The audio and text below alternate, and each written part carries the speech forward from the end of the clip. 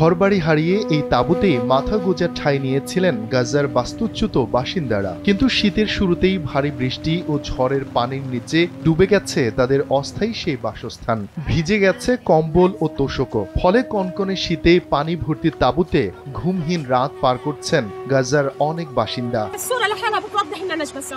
দেখতেই পাচ্ছেন আমরা কেমন আছি। ভারী বৃষ্টিতে পুরোপুরি ভিজে গেছি। সব জামা কাপড়, কম্বল, তোশকও ভিজে বরফ হয়ে গেছে। সকাল থেকেই তাঁবুতে ঢোকা পানি অপসারণ করার চেষ্টা করছিলাম। আমার হিপ রিপ্লেসমেন্ট হয়েছে। এই অসুস্থ শরীর নিয়ে শীত ও বৃষ্টির মধ্যে এই কাজ করতে হচ্ছে। আমাদের সঙ্গে অসুস্থ ও বয়স্ক শ্বশুর শাশুড়ি রয়েছেন। তারা ভিজে চুপচুপে হয়ে গেছেন। আমাদের অবস্থাটা দেখুন, কিসের মধ্যে আমরা আছি, কিভাবে বেঁচে আছি। এমন পরিস্থিতিতে গাজার সিভিল ডিফেন্স অথরিটি একগুচ্ছ সতর্ক বার্তা দিয়েছে। জানিয়েছে বাস্তুচ্যুত যেসব বাসিন্দা নিম্নভূমিতে তাঁবু খাটিয়েছেন তারা যেন সতর্ক থাকেন।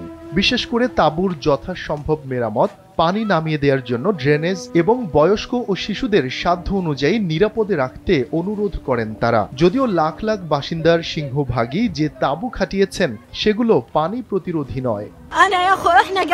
গতকাল রাত থেকেই আমরা ভাবছি কি করব।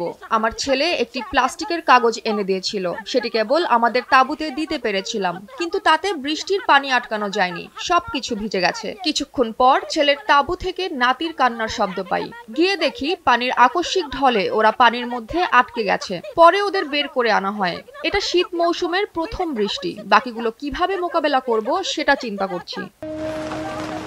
গাজার হিউম্যান রাইটস সেন্টারের তথ্য বলছে, গাজায় বাস্তুচ্যুত হয়েছেন প্রায় ২০ লাখ বাসিন্দা। এদের মধ্যে প্রায় ৯.৫ লাখ বাসিন্দার ভাগ্যে বাস্তবিক অর্থে কোনো মাথা গোঁজার ঠাঁই হয়নি।